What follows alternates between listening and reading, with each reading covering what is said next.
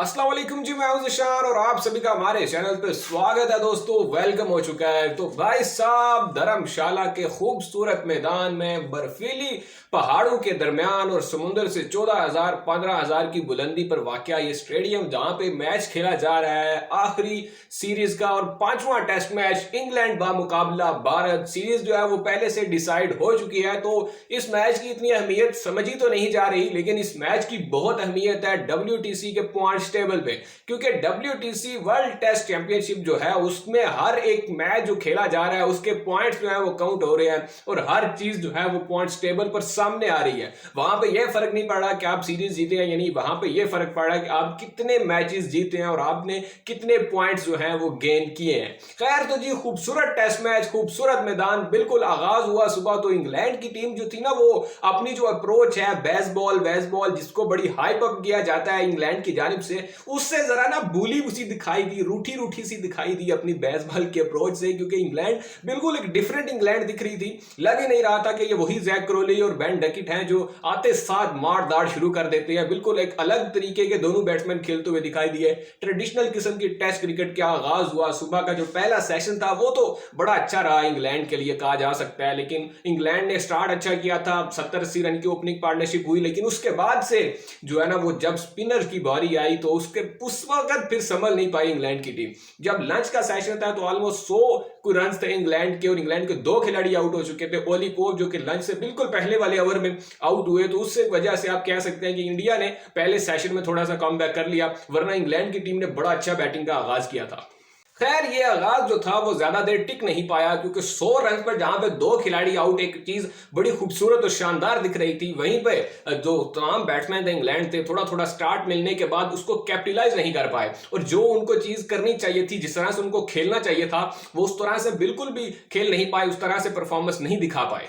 क्योंकि जोए रूट और Jamie Bairstow जो कि इंग्लैंड की टीम की मिडल ऑर्डर या बैकबोन समझे जाते हैं, वो दोनों खिलाड़ी जो है 29 रन स्कोर करने के बाद आउट हो गए, मतलब सेटल हो चुके थे भाई। उसके बाद ऐसी भंड वाली शॉट्स इन्होंने खेली हैं, बल्कि खेलना क्या है इनको समझ ही नहीं आ रही थी। जिस तरह से स्पिन बॉलिंग हुई है आज, कुलदीप यादव ने और रविचंद्रन अश्विन ने जिस तरह से अपने जाल में बुना है ना, जिस तरह से अपने जाल में फंसाया इनको, बिल्कुल अनप्लेएबल आज दिखाई दे रहे थे कुलदीप यादव और रविचंद्रन अश्विन। शुरू में जब बॉलिंग किया ना जसप्रीत बुमराह और मोहम्मद सिराज ने, तो उस वक्त तो कहानी बड़ी आसान लग रही थी, लग रहा था कि ठीक है अच्छा टैकल कर रहे हैं इंग्लैंड के बैट्समैन जो हैं वो अच्छा जा रहे हैं, काफी अच्छा कवर कर रहे हैं। लेकिन जब बारी आई स्पिनर्स की तो भाई बिल्कुल अनप्लेएबल वाला सीन हो चुका था। कुलदीप यादव तो वही अपने ट्रेडिशनल अंदाज में, कोई गेंद उनकी पड़ के अंदर आ रही है, कोई गेंद उनकी पड़ के बाहर जा रही है, बिल्कुल समझ से बाहर है। और अपना 100वां टेस्ट मैच खेलने वाले रविचंद्रन अश्विन तो बॉय की यार क्या ही बात है, मतलब यार बेहतरीन। मैं बस हमेशा से कहता हूं कि रविचंद्रन अश्विन जो है ना,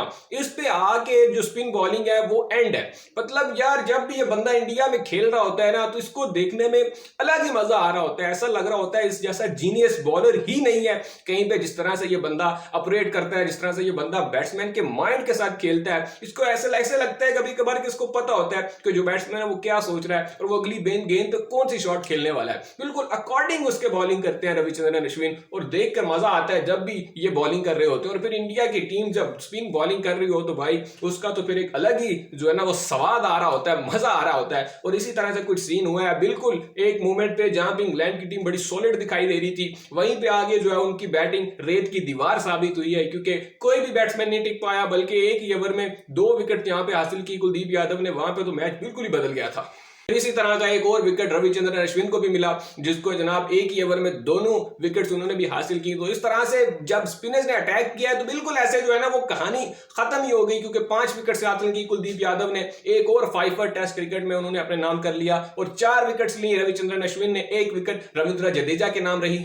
तो इस तरह से इंग्लैंड की टीम की जो 10 के 10 विकेट्स थी वो स्पिनर्स ने हासिल की, और इंग्लैंड जो कि अपनी तरफ से स्पिनर्स को लेकर तो आया हुआ है, लेकिन उन स्पिनर्स में इतनी कोई जान दिखाई नहीं देती है जो कि इंडिया जैसी बैटिंग लाइन के सामने टिक पाए। शुएब बशीर, टॉम हार्टली, जोए रूट, ये कोई वो स्पिनर्स नहीं है जो रविंद्र जडेजा, रविचंद्रन अश्विन, कुलदीप यादव का मुकाबला कर पाए। और इसी तरह से कुछ कहानी रही है। इंग्लैंड ने जब अपनी पहली बैटिंग 218 रन पर खत्म की, तो उसके बाद इंडिया की टीम आई और फिर उन्होंने क्या धुआंधार किस्म की बैटिंग किया, 30 ओवर में 128 या 30 रन उनके हो चुके हैं। इंग्लैंड के खिलाफ इस वक्त इंडिया जो है वो बिल्कुल इस टेस्ट मैच में फिर से चढ़कर खेल रहा है। कहानी ये बयान कर रहा है, आज का जो दिन था वो पूरी सीरीज की कहानी बयान कर रहा है। जो इंग्लैंड के साथ पूरी सीरीज में हुई है वो आपको आज के दिन का खेल देखकर ही पता चल जाएगा कि भाई किस तरह से पूरी सीरीज में सूता है इंडिया ने, बिल्कुल इनको पकड़ के पेला है पूरी तरह से, जिसको कहते हैं ना मार मार के बुरा हाल कर देना। बिल्कुल वही सीन हुआ है इंग्लैंड के साथ इस पूरी सीरीज में होता हुआ दिखाई दिया है। पहला मैच जब इंग्लैंड जीता था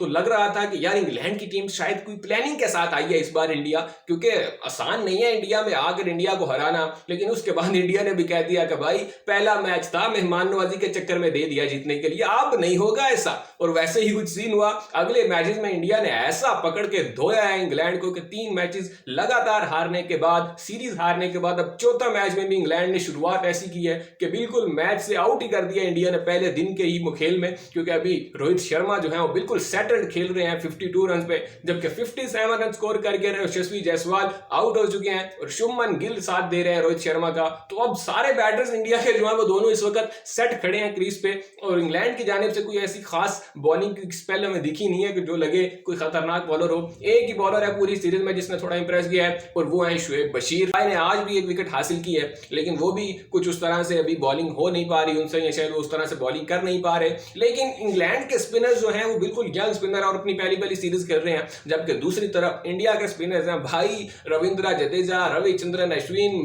मैं मतलब जब से मैंने क्रिकेट देखना शुरू किया है उससे भी पहले ये बंदे खेल रहे हैं। इतना जो है वो इनके पास एक्सपीरियंस है। उस एक्सपीरियंस के सामने टिकना कोई आसान काम नहीं है।